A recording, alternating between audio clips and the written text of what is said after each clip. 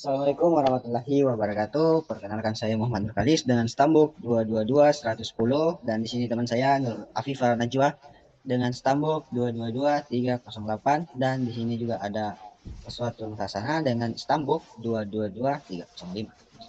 Oke, jadi kami akan presentasikan hasil kerja kelompok tugas besar kami ya dengan judul Deskripsi DSA Klinik Kesehatan Dr. Aswar. Nah, di tampilan saat ini itu adalah sebuah tabel yang akan menampilkan nomor, tanggal dibuat, kode kunci, kunci private, kunci publik, dan aksi dari generate kunci private dan publik. Sesuai dengan judul, kami menggunakan digital signature algorithm sebagai bahan inskripsi kami di sini dan sesuai dengan namanya yang di inskripsi itu pasti tanda tangan digitalnya. Baik, jadi di sini kita langsung saja tambah kuncinya. Cara klik tombol tambah kunci. Di sini ada sebuah modal yang menampilkan panjang kunci dengan memilih panjang kuncinya berapa, 1024 bit, 2048 bit, atau 4096 bit. Nah, di sini ada rekomendasi. Ini mulai dari keamanan yang kecil, ini yang sedang, dan ini yang keamanan yang sangat besar. Dan ini adalah rekomendasinya, yaitu 2048 bit.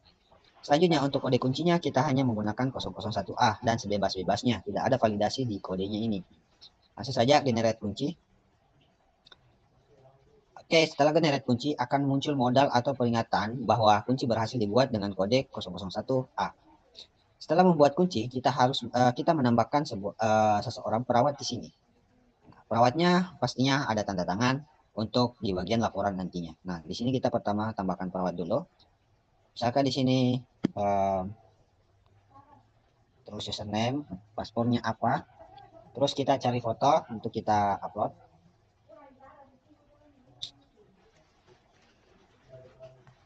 Cari gambar dulu fotonya, sebagai foto profil.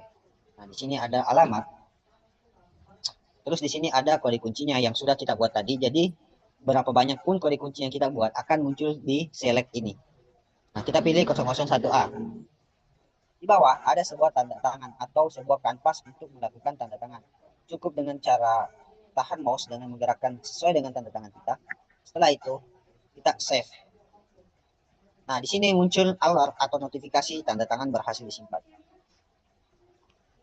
Oke, sebelum kita melangkah ke selanjutnya, kita akan membuka Visual Studio Code dulu. Di sini saya akan memperlihatkan cara pembuatan kuncinya. Nah, di sini kita masuk di proses tambah kunci. Untuk membuat kode kunci itu, kita harus menangkap apa yang ada di formulir atau di inputan sebelumnya. Nah, di sini ada key length. Itu adalah panjang kuncinya yang dipilih. Berapa sih panjangnya? Nah, terus di sini ada key kode, yaitu kodenya tadi 001A. Nah, setelah itu, jika semuanya berhasil tanpa validasi apapun, di sini kita akan melakukan proses generate kuncinya. Nah, di sini ada private key, keydir, dan variabel KID. KID ini diambil dari atas, dari sini, untuk membuat ID key-nya. Nah, di sini untuk membuat sebuah kunci, kita harus membuat namanya param, yaitu panjangnya berapa. Nah, di sini adalah panjangnya, kita buat panjangnya dulu nih, 2048 bit. Nah, selanjutnya sudah dibuat panjangnya, kita membuat private key-nya. Private key-nya itu dari mana? Private key-nya itu kita ambil dari panjangnya. Jadi, panjang dari uh, private key tidak bisa dibuat tanpa kita mengatur panjangnya dulu. Nah, setelah mengatur panjangnya, kita membuat sebuah private key-nya. Setelah membuat private key-nya, kita membuat public key-nya. Sama seperti saat membuat private key, public key tidak bisa dibuat tanpa private key. Oke, for each perulangan. Di sini kita melakukan pemeriksaan apakah gagal atau tidak dan apa kesalahannya. Jika salah akan muncul di alert. Oke, di sini kita akan membaca nih apa yang sudah kita buat tadi, yaitu format key-nya, yaitu private key dengan public key-nya. Kita baca. Berdasarkan dari digital signature algorithm, itu untuk membuat private key dengan public key harus diawali dengan begin dan diakhiri dengan end. Seperti ini. Nah, di sini untuk prosesnya untuk memasukkan ke database. Oke, jadi kita lihat dulu kuncinya yang ada di database seperti apa. Kita masuk di sini, database, lalu kita masuk di bagian DS kunci TB. Nah, di sini sudah masuk ID kuncinya berapa, panjang kuncinya berapa, kode kuncinya, kunci private, dan kunci publiknya. Nah, kita masuk di dashboard dokter dulu, di kunci, sorry.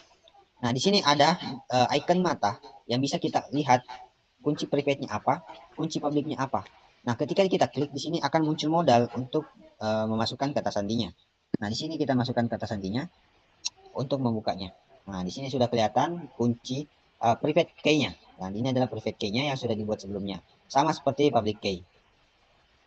Oke, selanjutnya di bagian perawat, ini kan sudah dibuat tadi sebelumnya tambah perawat. Nah, di sini udah ada tanda tangannya dalam bentuk PNG. Nah, sedangkan jika file di dalam bentuk SIG itu seperti ini. Ini adalah tanda tangan yang berbentuk SIG atau sudah diinskripsi di SA menggunakan kunci private yang berdasarkan kode kunci yang kita pilih sebelumnya. Oke, kita masuk ke bagian pasien dulu. Nah, setelah kita mendaftarkan dokter atau perawat, kita bagian pasien. Di bagian pasien ini kita menambahkan klik tombol tambah pasien di sini. Terus kita tulis namanya di sini untuk pasiennya. Nah, kita tulis paspornya. Terus kita tulis alamatnya.